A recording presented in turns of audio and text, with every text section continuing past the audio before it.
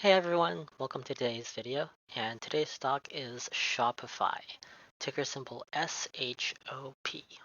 So the reasons why, first reason, there's many people who are creating successful online businesses, such as Flav City and also Linus Tech Tips. So for those of you who may have never heard of Shopify, pretty much what it does, uh, it's a website that allows people to make their own online businesses if they want to like sell anything.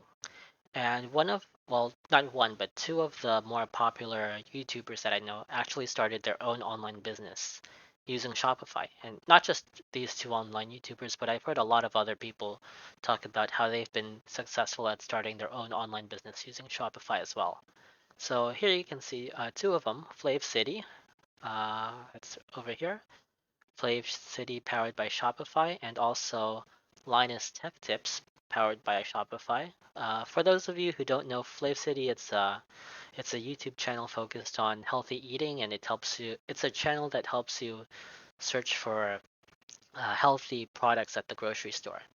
And then Linus Tech Tips, it's a YouTube channel that talks about different technology and like how to build a computer, pretty much tech related stuff.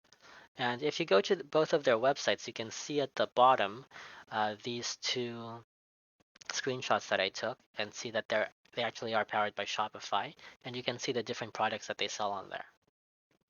So I'll have the link to that in the description as well. You can check it out if you want. All right, let's keep going. Number two, David Gardner's snap test. Learn from his podcast. So for those of you who don't know, there's something called the snap test, and the way that it works is imagine, just think of a company, any company, and then imagine that someone were able to just snap their fingers, and then after that snap, that company was like gone, just completely gone from the planet. Kind of like that one guy, I forgot his name, but that one dude from that Marvel's movie, the purple guy. I forgot his name, but you know who I'm talking about, right? He snaps his fingers, and then like half the people disappear. Well, instead of half the people disappearing, just think this certain company would disappear. So if someone were to snap their fingers and then Shopify were to disappear, would people notice? Would like a significant amount of people notice? And would it have a big impact on the world? And for me, thinking is yes. So that's reason number two. Next one, number three, is good financials. So let's take a look at some of their financials. We have their 2020 third quarter earnings report. This is their statement of operations and comprehensive income. Main thing I look for is their revenue right here. That's like the amount of cash that they made from selling their products. So you can see 3 months ended for September 2020 and 2019. Their totals are here. The main thing you want to make sure is that their revenue is increasing over time. So this number here is higher than this number. They made more profit this year than they did, well, not profit, but more revenue this year than last year. And also for the 9 months ended too, same thing. They made more revenue this year than they did last year. And then also another thing I like to look at is the loss or the profit. One important thing that I did not know when I first started investing is that on financial statements, when you see numbers in brackets, that's a negative. So you can see here, this means loss. So in September 30th, 2019, for the past 3 months, from September 30th and 3 months back, they lost money. Same with 9 months ended, they lost money. So that's not a positive number, that's a negative number. Very important. I didn't know that before. And I lost a lot of money investing into a stock that I thought was actually increasing in profit when it was actually decreasing in profit over time because I saw the brackets. I didn't think much of it. I didn't realize that was a negative. But anyway, for Shopify, you can see that for 2020, their profit is higher than last year. Same for the 9 months. And also for their balance sheets, let's look at that here. Balance sheets. Current assets. Uh, for cash, that's an important one, cash and cash equivalents. You want to make sure that it goes up over time. So this is in 2019, it's here. 2020 is here. So the one for the newer one is higher than the older one, so that's good. And also their total current assets is going up. So their assets for this year is higher than for last year, which is good. And then total current liabilities. Current liabilities, I kind of like to think of that as bills that they need to pay soon. So like they have a bill to pay maybe, and the bill is maybe due in the next few months or something like that. You can see that those are here and here. The main thing I want to look for is, are their current assets higher than their current liabilities? So their assets, like, is all of their cash and stuff that they can turn into cash easily, can they use that and pay for all of their bills? And they can. So this is higher than this, it's important. This is higher than this, it's important. And what's even more important, you don't see this very often, but it's really good when you do. You can see just the cash and cash equivalents alone, just this by itself.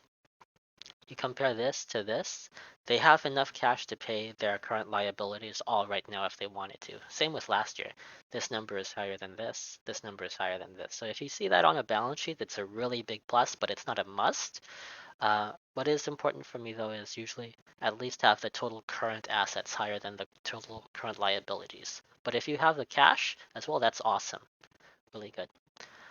Anyway, let's keep going. I think that was all three. Yeah, all three. Just a quick recap.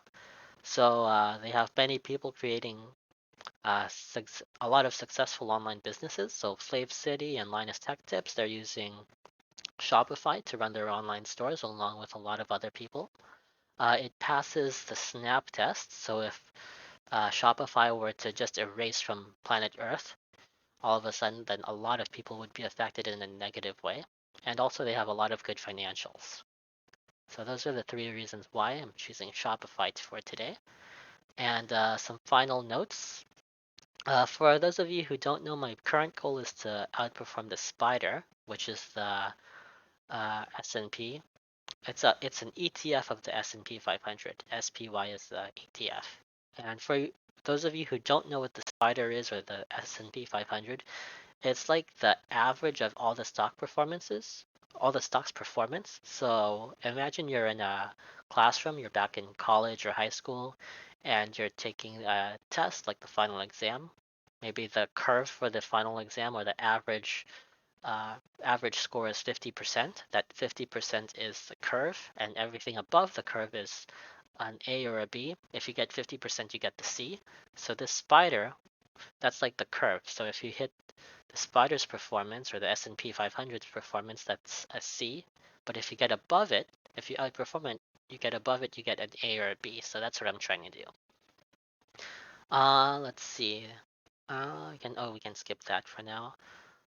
Description. So Shopify's price today is let's see, 1155.14. So a little over 1,100, and the spider is at 378.97. That's at 2 p.m. Eastern Standard Time today. So that's when I added it to my portfolio, and that those prices will also be in the spreadsheet. A link to that will be in the description, and the spreadsheet will have all of the different stocks that I've gotten so far.